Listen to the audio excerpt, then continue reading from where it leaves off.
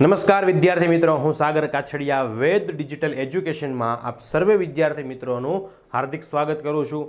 આજે આપણે જે વાત કરવા જઈ રહ્યા છીએ, આવનારી જે ધોરણ 10ની પરીક્ષા છે એમાં તમને ખૂબ જ ઉપયોગી થવાનું છે એવા પ્રશ્નપત્રોનું આજે આપણે સોલ્યુશન કરવા માટે જઈ રહ્યા છીએ. તો આજે આપણે વાત કરીએ દ્વિતીય પરીક્ષા ધોરણ 10 પ્રશ્નપત્ર નંબર 1. એમાં વાત કરીએ વિભાગ ઈની, તો બોર્ડનું જે નવો પરિપત્ર છે કે બોર્ડના પેપરનો સેક્શન એનો ગુણભાર બદલાઈ ગયેલો છે. તો જે 24 માર્કનો જે ગુણભાર થયો સેક્શન એ હેતુલક્ષીનો, એ પ્રમાણેનું પેપર આપણે આજે સોલ્યુશન કરીશું. તો વિભાગ એ પ્રશ્ન ક્રમ 1 થી 24ના જવાબ માગ્યા મુજબ લખો. દરેકનો 1 ગુણ, બધા ફરજિયાત છે, કુલ ગુણ 24. સવાલ નંબર 1. નીચેના વિકલ્પમાંથી સાચો વિકલ્પ પસંદ કરીને જવાબ આપો. પહેલું છે ગોલીય અરીસાની વર્તુળાકાર ધારના વ્યાસને શું કહેવાય? તો વર્તુળાકાર ધારનો વ્યાસ કીધું તો એને મિત્રો કહેવાય દર્પણ મુખ. સવાલ નંબર 2. જલ્દીને નજીકની વસ્તુઓ આરામથી અને સ્પષ્ટ જોવામાં તકલીફ પડે છે. નજીકની વસ્તુ આરામથી અને સ્પષ્ટપણે જોવામાં તકલીફ પડે છે, તો આ ખામી શા કારણે ઉદ્ભવે છે? તો અહીંયા આપણી પાસે ખામીના પ્રકાર છે, એમાંથી જો નક્કી કરીએ તો નજીકની વસ્તુ સ્પષ્ટ જોવામાં તકલીફ પડે, તો આ ખામી કઈ હોય? ગુરુ દ્રષ્ટિની ખામી હોય. અને ગુરુ દ્રષ્ટિની ખામી હોય તો કોણ નબળું પડે? સિલિયરી સ્નાયુ, નેત્રમણીની સ્થિતિસ્થાપકતા. આપણો જવાબ થશે 1 અને 2, એટલે કે ઓપ્શન એ. ત્યારબાદ પ્રશ્ન નંબર 3. આલ્કલાઇન સમાનધર્મી શ્રેણીનો પ્રથમ સભ્ય. આલ્કલાઇન છે એટલે સમાનધર્મી શ્રેણીનો પ્રથમ સભ્ય ઓછામાં ઓછા 2 કાર્બન વાળો હોય, તો જવાબ આપણો થશે 2 કાર્બન વાળો ઇથાઇન. હવે જે વિદ્યાર્થી મિત્રોને આ પેપરનું સોલ્યુશન, આ ઉપરાંત બીજા અન્ય પેપરનું સોલ્યુશન, આવા અનેક અમારા જે નવા વિડીયો છે, આ વિડીયો જો જોઈતા હોય તો તમારે ગૂગલ પ્લે સ્ટોર ઉપર વેદ ડિજિટલ એજ્યુકેશન તમે એટલું સર્ચ કરશો એટલે અમારી એપ્લિકેશન તમને ત્યાં દેખાશે. ડાઉનલોડ કરો, ઇન્સ્ટોલ કરો, એટલે તમારો જે રજિસ્ટર મોબાઈલ નંબર કરવાનો ઓપ્શન આવશે, ત્યાં ઓપ્શનમાં તમે સિલેક્ટ કરી રજિસ્ટર નંબર કરશો એટલે તમારા મોબાઈલ નંબર ઉપર ઓટીપી આવશે. જેવો તમે ઓટીપી એન્ટર કરશો એટલે તમને આ જે ફ્રન્ટ પેજ દેખાશે. આ ફ્રન્ટ પેજમાં તમારું ધોરણ 10 છે તો તમારે 10મા ધોરણના વિડીયોને જોવા છે, તો ધોરણ 3 થી 12ના વિડીયો એમાં ક્લિક કરશો એટલે તમને આ પ્રમાણેનું બીજું એક પેજ ઓપન થયેલું દેખાશે. તેમાંથી ધોરણ 10 તમારે સિલેક્ટ કરવાનું છે. ત્યારબાદ ધોરણ 10 સિલેક્ટ કર્યા બાદ તમારે વિજ્ઞાનમાં પહેલું ચેપ્ટર જોવું છે, તો વિજ્ઞાન સિલેક્ટ કરી ચેપ્ટર નંબર 1 સિલેક્ટ કરશો એટલે તમામ વિડીયો છે ચેપ્ટર નંબર 1ના તમને ત્યાં મળી જશે. આ ઉપરાંત અહીંયા જે પેઇડ કોર્સ નામનો જે ઓપ્શન છે, ત્યાં અમારા જે પેપર છે તમારી આવનારી પરીક્ષામાં તમને જે ઉપયોગી થવાના છે, આ પેપરનું સોલ્યુશન છે એ તમને અહીંયા મળી જશે. અને આ ઉપરાંત તમારા દ્વારા મોકલાયેલા પ્રશ્નપત્રો અથવા તો એકમ કસોટી જે છે ના પ્રશ્નપત્ર છે, સોલ્યુશન છે, જે તમને અહીંયા એક્ઝામ પેપરમાંથી એકદમ ફ્રીમાં મળવાનું છે. તો દરેક વિદ્યાર્થી મિત્રો વેદ ડિજિટલ એજ્યુકેશનની એપ્લિકેશન ડાઉનલોડ કરે, અને જેથી કરીને તમે અમારી બધી જ અવનવી માહિતી જે તમને બોર્ડની પરીક્ષામાં ઉપયોગી થવાની છે, આ બધી જ માહિતી અમે તમારા સુધી પહોંચાડી શકીએ. હવે વાત કરીએ ચોથું. 5 ઓહમ અવરોધવાળા તારના 5 ટુકડા કરવામાં આવે છે અને દરેકને સમાંતરમાં જોડવામાં આવે તો સમતુલ્ય અવરોધ કેટલો? તો સમાંતર અવરોધનું સૂત્ર 1/RP બરાબર 1/R1 વત્તા 1/R2 વત્તા 1/R3 વત્તા 1/R4 વત્તા 1/R5. હવે મારી પાસે 5 અવરોધ છે, તો અહીંયા જો કીધું છે અવરોધ કેટલો 5,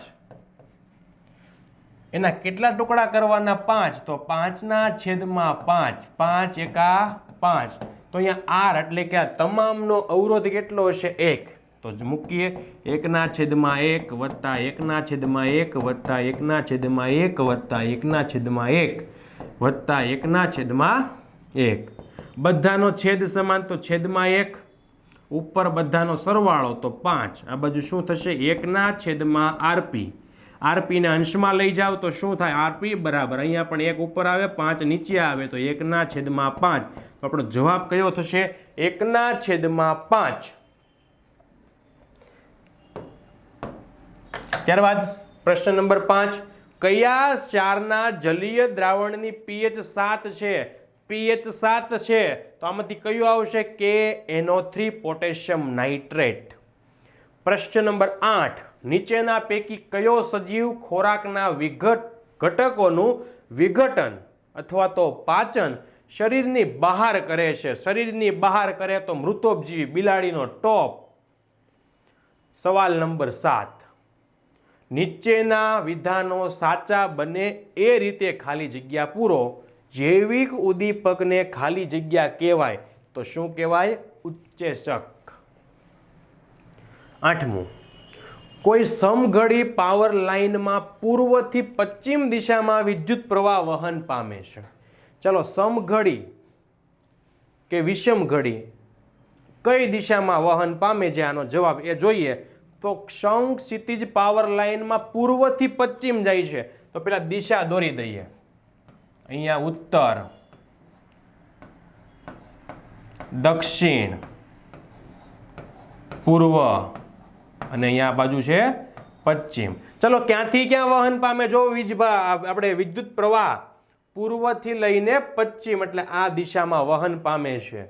તો પૂર્વ છેડાથી જોતા એટલે આ બાજુથી મારે જોવાનું છે ચુંબકીય ક્ષેત્રની દિશા તારના કોઈ બિંદુ પાસે અને તારના લંબ સમતલમાં ઘડિયાળના કાંટાની દિશામાં કે એની વિરુદ્ધ દિશામાં એ નક્કી કરો. તો ચાલો, જમણા હાથના અંગૂઠાનો નિયમ, વિદ્યુત પ્રવાહની દિશામાં અંગૂઠાને ગોઠવો, આંગળીઓ ક્યાં જાય છે? આ રીતે 12થી અંદર તરફ. તો ઘડિયાળ રાખવાની બાજુમાં આ રીતે. ઘડિયાળમાં તમારો કાંટો જે બાજુ જાય એ પ્રમાણે તમારી ચુંબકીય ક્ષેત્ર રેખાની દિશા જાય છે તો સમઘડી દિશામાં. તો અહીંયા જો ઘડિયાળનો કાંટો મારો આ રીતે ફરે છે અને મારી આંગળીઓ પણ એ જ રીતે જાય છે તો જવાબ શું આવશે? સમઘડી દિશા. ત્યારબાદ આગળ વાત કરીએ. સવાલ નંબર 9, ફુલેરીનમાં ખાલી જગ્યા કાર્બન પરમાણુ આવેલા હોય તો ફુલેરીનમાં 60.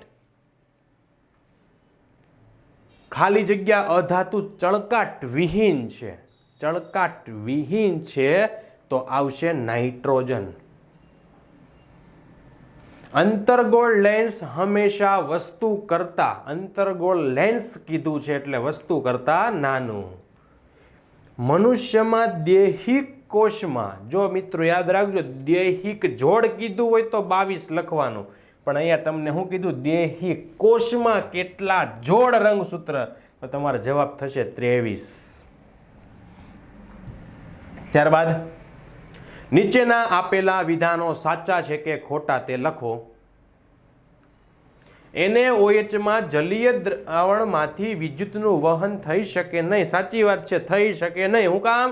અરે આમાં તો Na+ અને OH- મુક્ત થાય છે, H+ મુક્ત થાય તો થાય. અહીંયા તો કોણ થાય છે? OH-. ત્યારબાદ છોકરી જન્મે છે ત્યારે તેના અંડપિંડમાં હજારો અપરિપક્વ અંડપુટિકાઓ હોય. સાચું. પ્રતિબિંબને લગતા વિદ્યુત સંદેશા મગજને પ્રકાશીય ચેતાઓ દ્વારા મળે છે. એકદમ સાચી વાત છે. જવાબ આવશે ખરું. મેગ્નેશિયમને હવાની હાજરીમાં જગારા મારતી જ્યોત સાથે સળગે છે, પણ કેવી વાદળી જ્યોત છે. તો મેગ્નેશિયમની પટ્ટીને સળગાવો એટલે એકદમ સફેદ પ્રકાશથી સળગે, વાદળી પ્રકાશથી સળગે નહીં.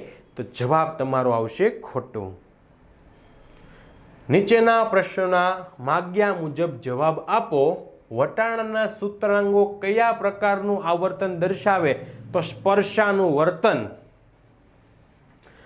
ત્યારબાદ પરાગાશયમાં શું હોય? પરાગાશયની અંદર પરાગરજ હોય. 19.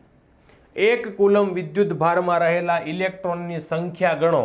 તો ચાલો આપણે આમ સૂત્ર છે Q બરાબર Ne. Q એટલે 1 કુલમ, તો 1. N એટલે ઇલેક્ટ્રોનની સંખ્યા અને E એટલે ઇલેક્ટ્રોનનો વીજભાર 1.6 ગુણ્યા 10⁻19. આ ગુણાકારમાં છે આખું પદ, આ બાજુ આવે તો 1ના ભાગાકારમાં 1/1.6 ગુણ્યા 10⁻19 બરાબર N. તો N સાદું રૂપ આપો એટલે જવાબ આવે 6.25 ગુણ્યા 1018. આ થઈ ગયો તમારો જવાબ. આગળ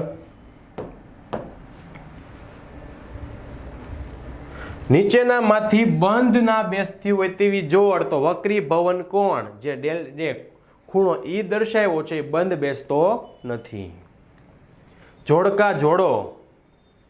ઘાસ, પુષ્પો અને ચામડું. તો આ બધું જ કેવું છે?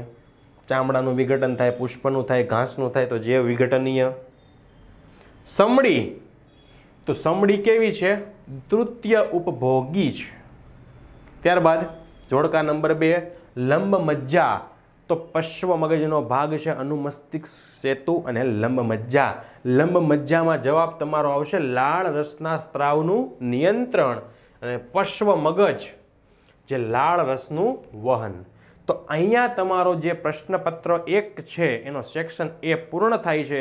ફરીથી તમારે સેક્શન A જે બીજા પ્રશ્નનો અથવા તો આવા જ સેક્શન B, સેક્શન C અને સેક્શન D જે આપણે જોઈશું નેક્સ્ટ વિડીયોમાં. અસ્તુ. જય હિન્દ, જય ભારત.